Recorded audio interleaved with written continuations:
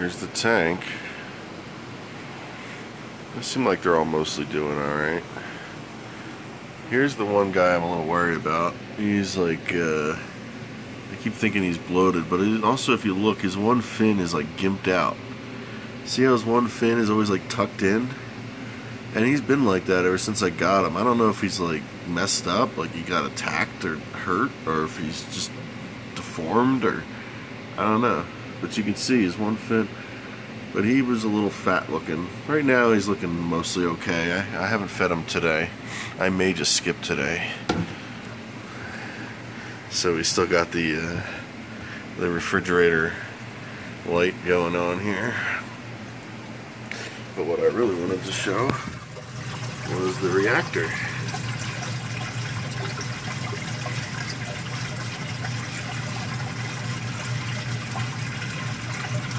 And you can see how this reactor works, where it spills over the top and then runs down. And so the notion is if something did spill out, say a little piece, it would fall down into the bottom. And there is some down there, although it's hard to see. So yeah, there it is reacting. Reacting. I don't know if that's really the right term for it. But yeah, if anything does get caught, it has that little foam there, and then there is a little tiny hole in that white disc. See, under the foam there's that white disc. There's a little tiny hole in there, and supposedly it's supposed to somehow create something that catches it. I don't know what it's supposed to do. I honestly don't know. All I know is that it ends up trapping stuff in the bottom there.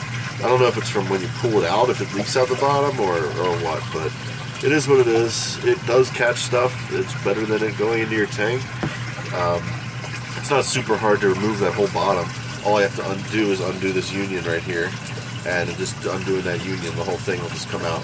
But the top part just pulls out by itself, which is nice as well.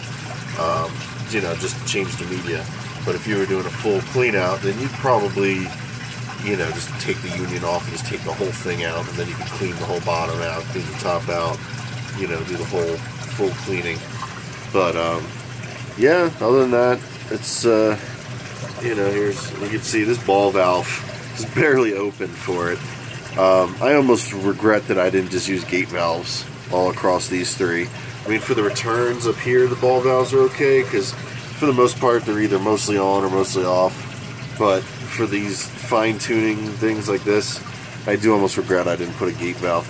I still could, though. What I would do is maybe cut one in down here, and then I could just leave this open fully or halfway or something, and then fine-tune it down here.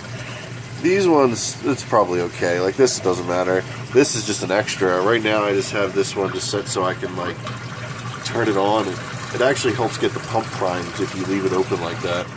But it's not even necessary, honestly, because the reactor being on is enough to help get the pump primed as well. Just because the check valve, that check valve is half useful. I mean, it trips like 80% of the time, 85% of the time, but it doesn't trip just as much. So its value is debatable. Now I wanted to take you into the bathroom, of all places, where I have the Aqua Clear mod. And right now it's actually cleaning my filter socks. So here's a new filter sock. That's 100 micron, and it's 14 inches long. So look how long that thing is. It goes at the bottom.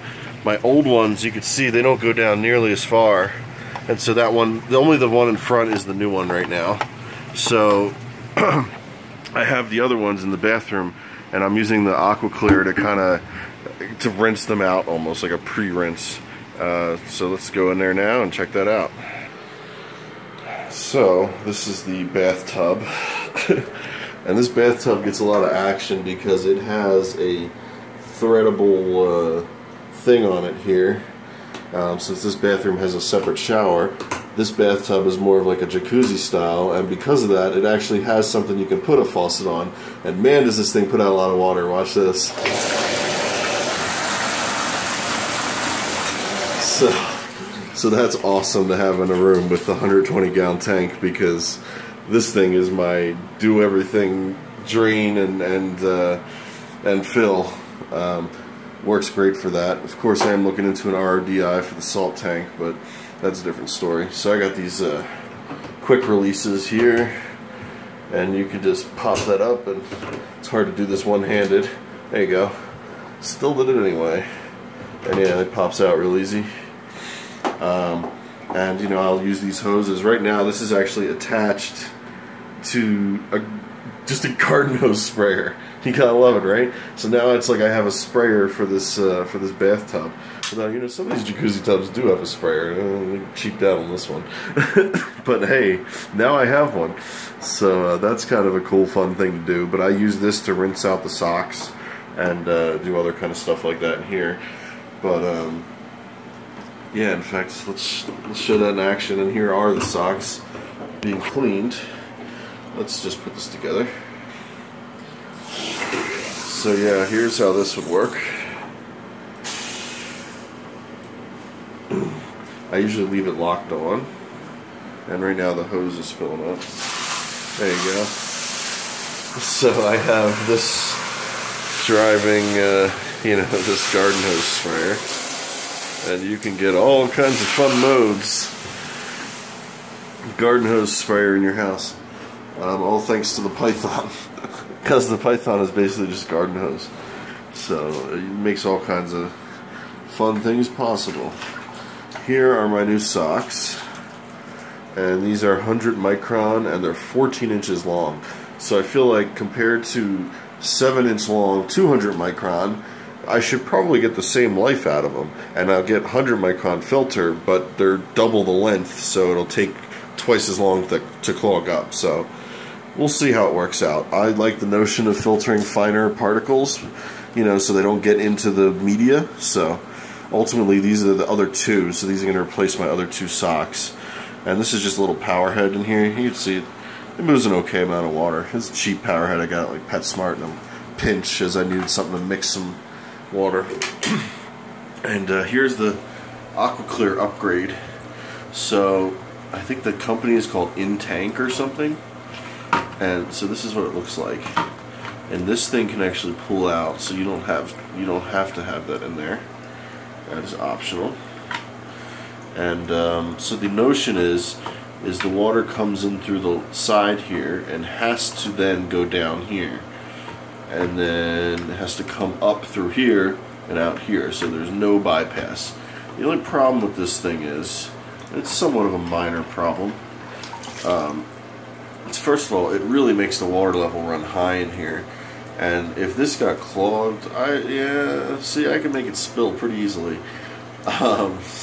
So that's only really a problem because this is a bucket of what my Eheim Substrat Pro came in. This is not a proper fish tank. A proper fish tank would be thicker and would not let this hang. So see how it's hanging so like far back? It's basically hanging in the wrong direction. So even if I adjust the little, you know how these have the little plastic thing you spin around to make them not stick out as far, or to make them, you know, you basically adjust how far it sticks out. It still doesn't matter because this bucket is not meant to have a hang-on filter. But if it was in a tank and it was hanging correctly, say, you know, you even had some forward pitch on it, then I'd be much less concerned about it. See, it doesn't overflow now just from doing that like I did before. But when it's hanging back like that, yeah, I can make it overflow like ridiculously easy. So my main concerns would be this thing floods if if the media in it gets clogged up, because this thing is, you know, creating some restriction. The other thing I would be tempted to do would be to somehow modify it to allow more flow or something. I don't know where I'd want to drill holes in it, but I don't know. I feel like you could come up with something to act as like a bypass, maybe just like cut a slot into here and into here, you know, just to let a little more bypass, because it just seems like it's, I mean, I get that you're trying to prevent the bypass, but the margins for error just seem very close. Now of course you could just turn it down And then it's much, you know, the margins go way up if you turn down. I mean, look at that, it's way lower now. But honestly, even without this thing, I mean, if even just letting it run by itself, it's, you know, it runs the water level pretty high. It's not really running right with nothing in it. Oh, this thing just flew out. That's kind of a pain in the ass. So yeah, I mean, this thing works, but how flood safe it is, I don't know. It is supposed to be able to flood down the front here on this side if that part floods. So I mean, I imagine as long as the tilt is forward on here, you should be okay. Because normally, you know, if it flooded, there is a gap here, and that gap would mean that anything that gets over this level of this plastic thing should just flow over and down this side. So, or even just over the top here, because this can actually, if it got this high, it could flow right over here. This is below this. So really the only thing to make sure that this doesn't flood is to just make sure this is pitched forward. And this bucket, it's impossible. But it also doesn't really matter on this bucket because, hey, it's just going to spill into the bathtub. But, you know, all I'm using this for is just to, you know, just to stick these in here, stir it up. I've already rinsed these thoroughly, so at this point it's probably not even doing anything. Mostly just keeping them wet and testing out my AquaClear. I'll probably unplug this and put these filter socks in over the next few days. I'm trying to stagger putting them in. So I'll probably put, you know, I put the one in. I'm going to let that one get a little dirty, then I'll replace the next one. Let that get a little dirty, then I'll replace the final one. That's kind of how I want to do it, just so I don't accidentally like hurt the cycle, because the tank is still, you know, very new. But I do want to put these new socks in because the old ones were pretty beat up just from, oh, you know, when I started the tank up, I basically used them to clean out the dust from all the sand, because I put the sand in after the fact, you know, after I already had water in it. So I was like using it to clean all that gunk out, as well as all the gunk from the biomedia that got stirred up. And so they just were nasty, and I'd rinse them out like 3 times before even using them. So they're, and you know, they're torn up and shredded. Like the one in here, and it smells pretty bad too. I don't even want to open this because it's nasty. But this is the one sock that I took out, and also some filter pads and some other crap. But yeah, this thing, you can see how nasty it got, and it's all like shredded. Yeah, look at that. See, it's all shredded, and that's just from me trying to clean it. You know, it just frayed and stuff. But yeah, that thing smells horrible. The amount of crap and whatnot collected in there, yeah, it was significant. So yeah, ultimate plan is put these socks in, stagger it, and I've just been using this stuff to, I've literally just to test it, but also just to you know, move some water so that these socks are clear when they go in.